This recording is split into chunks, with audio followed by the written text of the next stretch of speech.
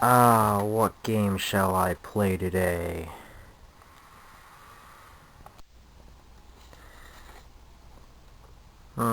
Nah. Ooh, Batman was pretty weird. Actually, no. You know what? I don't want to review a Sega game.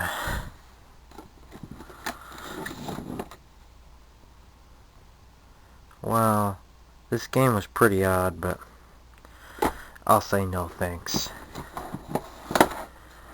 Ooh. Get back on there. Back to the Future 2 and 3. Well, this game was never really reviewed before. Well, I might as well review this. Well, to begin, there was an advertising flaw with this game, and I think I'd love to point that out. This game doesn't mess around when it comes to the difficulty of everything. Back to the Future 2 and 3 was a platformer, just like any other game, just like any other game that was for the Nintendo. Nintendo was good at doing that. Most games out were platformers. Now, Back to the Future 2 and 3 was a difficult game, but not because it was hard.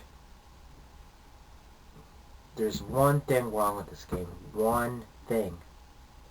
I don't know how to play. I looked at the back of the box. I looked at the instruction manual.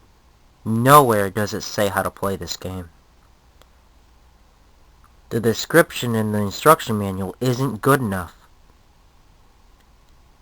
The game looks alright, but I can't get to any of these levels because I can't beat level 1. I'm not going to mope and complain about the game. I'm just going to show you what I already know about it. The graphics, the gameplay, and, well, that's pretty much it because I don't know the plot. I'm just going to put in the game and show you what it's about.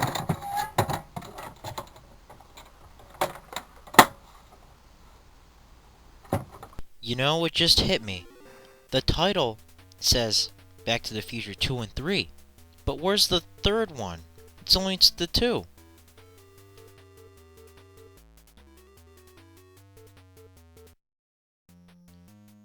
I'm finally in the game. Now where do I go? Left or right? I don't know. The game has you decide this one.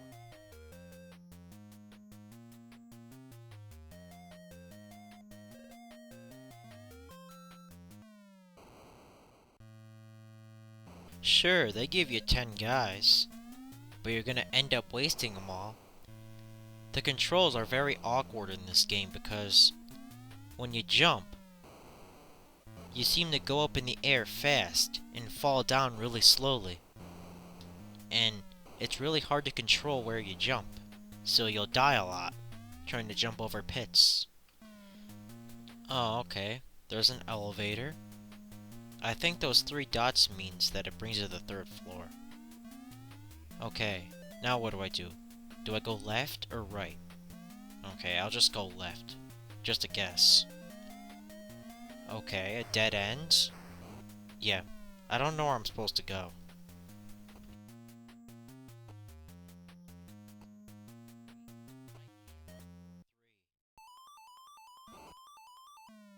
Okay. Now, I know those dots are probably for something else, although I'm not sure what they're for. It's not really obvious since they don't mention it in the instruction manual. But I'm pretty sure that it's kind of like The Legend of Zelda, where not everything is given to you obvious.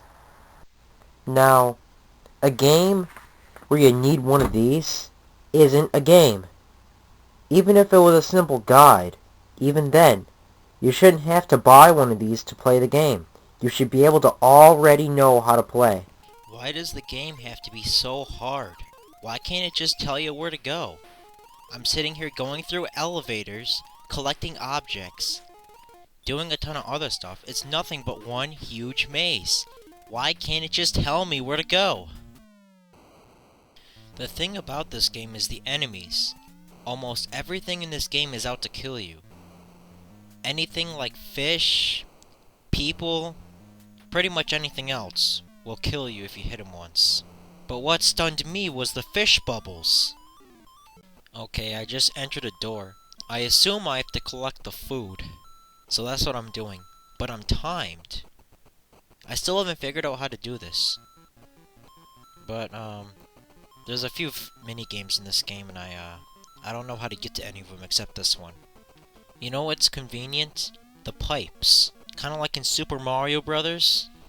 I like how it says, "This is your life" at the top. What is that supposed to tell me? Now, I can say one good thing about the game. The graphics are alright. I'm assuming the background is some kind of building structure, though, however. I guess it's good for an 8-bit game. Okay, well, I'm not gonna go into much detail about the game in general.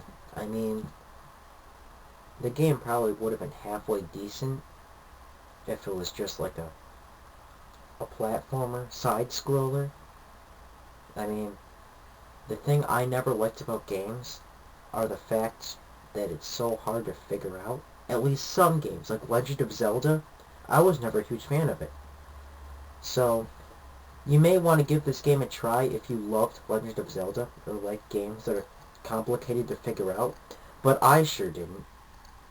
And that's pretty much all I know about this game, Back to the Future 2, and 3. However, because this was short, I'm going to give you an added bonus. Alright, I'm going to review Defender. Okay, I'm going to give you a little backlog of this game, Defender. It was made by William Electronics in 1980, and then after the Atari was released, it became such a popular system. And like all the other games Atari had, it wanted to port this game for that system. And Atari was known best for that. So in 1981, Defender came out for the Atari.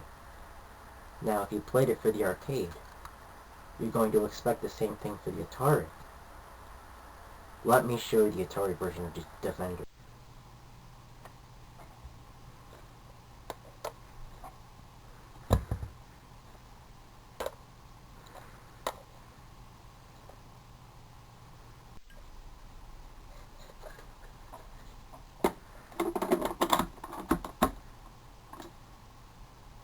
Now in Defender, by completing a wave, all you do is just kill all the enemies.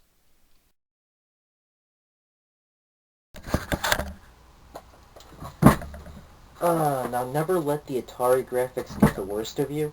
Now, for Defender, well, for the Atari at least, the graphics are reasonable, and it was good for its time.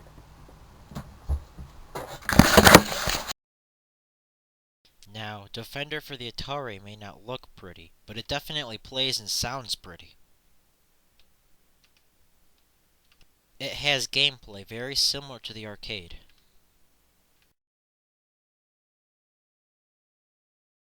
The only real problem I had with this game, and it kinda does affect the gameplay quite a bit, but it's not that bad. The controls are kinda awkward. You click the opposite button, and it takes a while for the ship to go the other way. But that's really the only problem I had. Ah, what happened to my TV? I hate my TV. For the Atari, Defender performed very well, and was voted probably one of the best games ever, in my standards. If you ever come across this game, I'd recommend giving it a few spins, because I liked it. I think you will too. Now, overall, the the graphics for Defender are pretty good for the Atari. The controls are a little bit awkward. You should keep that in notice compared to the arcade version. So it may require getting a little bit of used to. But overall, this game is probably one of the best Atari games I've ever played. 2 thumbs up.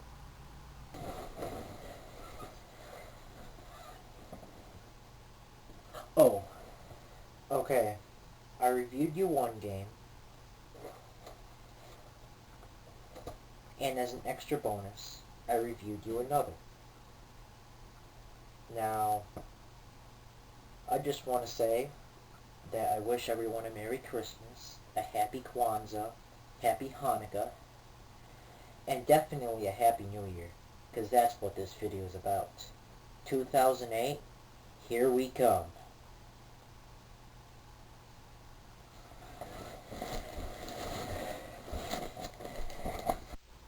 Next time, I'm going to review Pac-Man 2, The New Adventures.